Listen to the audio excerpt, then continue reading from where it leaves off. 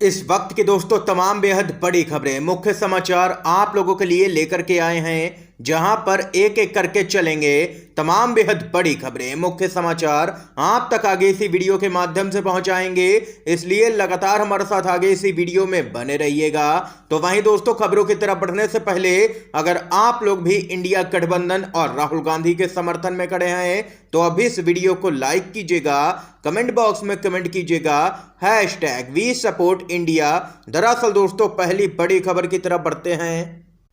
NDA पर India गठबंधन की जबरदस्त बढ़त, लोकसभा चुनाव से पहले 4-3 से आगे। जी हां दोस्तों, देश के 5 राज्यों की 7 विधानसभा सीटों के उपचुनाव के नतीजे आ चुके हैं, जिसमें विपक्षी दलों के इंडिया गठबंधन को एनडीए के मुकाबले 1 सीट की जबरदस्त बढ़त यहां पर मिली है। इन 7 विधानसभा उपचुनावों में इंडिया गठबंधन में शामिल दलों को 4 सीटों पर जीत मिली है, जबकि केंद्र में सत्ताधारी बीजेपी की अगुवाई वाले एनडीए को सिर्फ 3 सीटों से ही संतोष करना पड़ा है।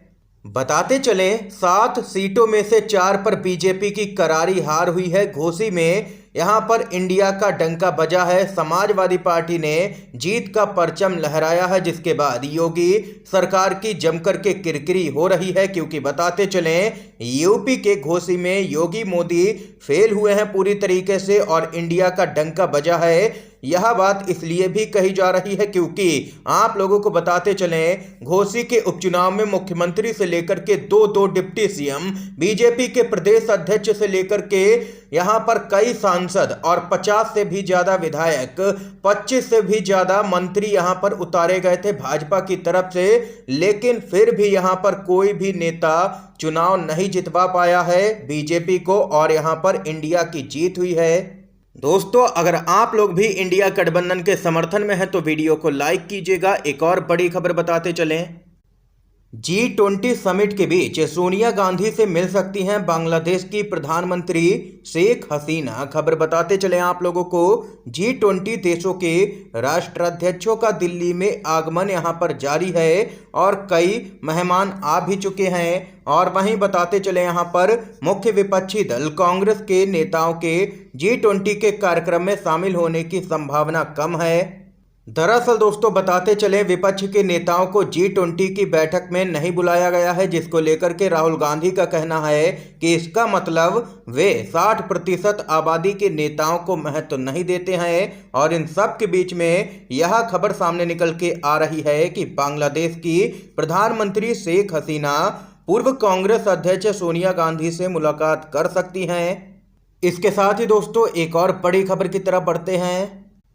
मोदी जी का एक और कारनामा देखिए कि भारत को विश्व की 5वीं अर्थव्यवस्था बनाने का दावा करने वाले मोदी जी ने भारतीय मुद्रा को अफगानी मुद्रा से भी नीचे पहुंचा दिया है। इंडियन रुपया अफगानी मुद्रा से भी नीचे खिसक गया है। कागज का टुकड़ा नहीं, सरकार की इज्जत गिरी है। झूठ का साम्राज्य कब तक टिकेगा, ये यहाँ पर दोस्तों खबर सामने निकल के आई है। देख सकते हैं कि किस प्रकार भारतीय मुद्रा अब अफगानी मुद्रा से भी नीचे यहां पर पहुंच गई है और ये सब कुछ हो रहा है भाजपा की केंद्र की जो मोदी सरकार है उसके राज में। इस खबर पे आप लोगों की क्या कुछ राय है, कमेंट बॉक्स में अपनी राय जरूर बताइएगा, महत्वपूर्ण राय। इसके साथ ही एक और बड़ी खबर बताते चलें। G20 शिखर सम्मेलन के बीच तिब्बती नागरिकों ने चीनी प्रतिनिधि मंडल के खिलाफ दिल्ली में किया है विरोध प्रदर्शन। खबर बताते चलें, राष्ट्रीय राजधानी में G20 शिखर सम्मेलन में भाग लेने वाले चीनी प्रतिनिधि मंडल के विरोध में कई तिब्बती नागरिक उत्तरी दिल्ली के मजनू का टीला में एकत्रित हुए। पुलिस अधिकारियों ने इस पूरे मुद्दे पर कहा है कि प्रदर्शन पूरी तरह से शांतिपूर्ण था, हमने भीड़ को तितर बितर कर दिया। इसके साथ ही एक और बड़ी खबर की तरफ बढ़ते हैं। इंडिया गठबंधन से परेशान है प्रधानमंत्री मोदी, देश का नाम बदलना चाहते हैं। राहुल गांधी का जबरदस्त हमला। कांग्रेस के पूर्व अध्यक्ष राहुल गांधी ने इंडिया और भारत से जुड़े मुद्दे पर यहां पर अपनी राय रखी है और उन्होंने आरोप लगाया है कि प्रधानमंत्री मोदी विपक्षी गठबंधन इंडिया के नाम से परेशान हो गए हैं और इस वजह से वह देश का नाम तक बदलना चाहते हैं। उन्होंने अपने यूरोप दौरे के दौरान संवाददाताओं से कहा है कि वह संविधान में उल्लेखित इंडिया जो भारत है उससे पूरी तरह सहमत हैं, लेकिन इंडिया गठबंधन के नाम के कारण सत्ता पक्ष में घबराहट से ध्यान भटकाने के लिए देश के नाम से जुड़ा विवाद खड़ा कर दिया गया है।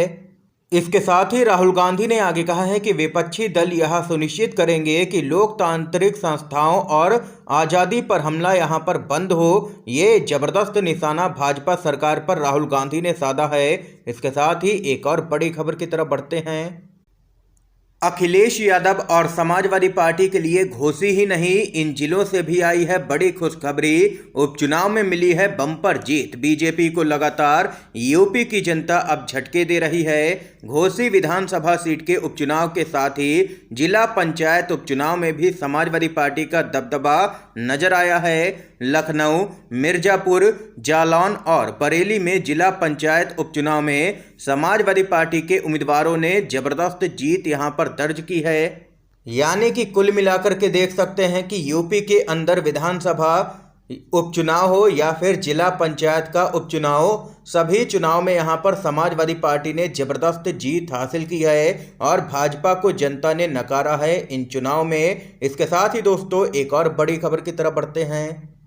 भाजपा के अंदर बैठा है कांग्रेस पार्टी की लगातार हो रही जीत का डर। कर्नाटक में भाजपा और जेडीएस साथ मिलकर के लड़ेगी लोकसभा का चुनाव। खबर बताते चलें, कर्नाटक में भाजपा और जेडीएस के बीच में गठबंधन पर लगभग सहमति बन गई है। दोनों ही दल अब 2024 का लोकसभा चुनाव मिलकर के लड़ेंगे, ऐसी खबर सामने निकल के आ रही है। दोनों के बीच हुए समझौते के मुताबिक कर्नाटक में लोकसभा की कुल 28 सीटों में से भाजपा 24 और जेडीएस मात्र 4 सीटों पर चुनाव लड़ सकती है।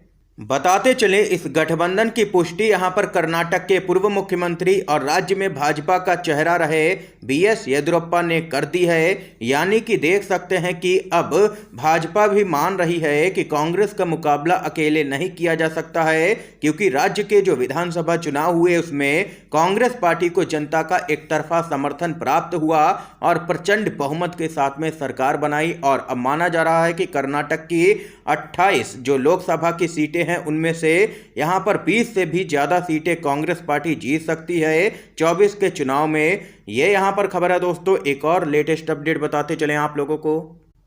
राजस्थान में कांग्रेस पार्टी चलने जा रही है मास्टर स्ट्रोक विधानसभा चुनाव से पहले। जहां दोस्तों प्रियंका गांधी टोंक में 10 सितंबर को इंदिरा रसोई ग्रामीण योजना का करेंगी शुभारंभ। बस इतने रुपए में मिलेगा खाना। खबर बताते चले आप लोगों को, राजस्थान के टोंक जिले के निवाई में कांग्रेस की महासचिव प्रियंका गांधी 10 सितंबर को इंदिरा रसोई ग्रामीण योजना की शुरुआत करेंगी। इंदिरा रसोई ग्रामीण योजना की शुरुआत को लेकर के तैयारियां युद्ध स्तर पर चल रही हैं। प्रियंका गांधी यहां पर एक विशाल जनसभा को भी संबोधित करेंगी और उनके साथ में मुख्यमंत्री अशोक गहलोत, कांग्रेस के प्रदेश अध्यक्ष गोविंद सिंह डोटासरा, प्रदेश प्रभारी सुखजिंदर सिंह रंधावा सहित कई दिग्गज नेता और मंत्री मौजूद रहेंगे।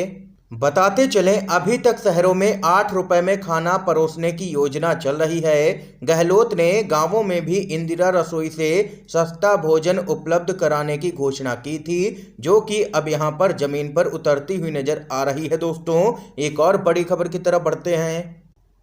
ब्रुसेल्स में राहुल गांधी बोले, धारा 370 पर कांग्रेस का रुख स्पष्ट है, देश की हर आवाज सुनी जानी चाहिए। जी हाँ दोस्तों, खबर बताते चलें, कांग्रेस के सांसद राहुल गांधी जो इस समय यूरोप की यात्रा पर हैं, उन्होंने यहां पर कहा है कि अनुच्छेद 370 पर पार्टी का रुख स्पष्ट है और वह यह भी सुनिश्चित करना चाहती है कि देश में हर आवाज सुनी जाए, लोगों को स्वतंत्र रूप से खुद को अभिव्यक्त करने की अनुमति हो। राहुल गांधी ने आगे कहा है कि हम बहुत दृढ़ता से महसूस करते हैं कि कश्मीर का विकास होना चाहिए। कश्मीर की प्रगति होनी चाहिए और कश्मीर में शांति होनी चाहिए। ये यहाँ पर राहुल गांधी की तरफ से बड़ा बयान सामने निकल के आया है। दोस्तों, इस समय की आज की तमाम बेहद बड़ी खबरें थी, मुख्य समाचार थे जो हमने आप लोगों तक पहुंचाए। अगर आप लोगों को ये वीडियो पसंद आया हो तो अभी इस वीडियो को लाइक कीजिएगा, ज़्यादा से ज़्यादा इन खबरों को, मुख्य समाचारों को शेयर कीजिएगा अपने सभी दोस्तों में, और चैनल पर नए हैं तो दोस्तों चैनल को सब्सक्राइब जरूर कीजिएगा। वीडियो देखने के लिए आप सभी का बहुत बहुत धन्यवाद। जय हिंद, जय भारत।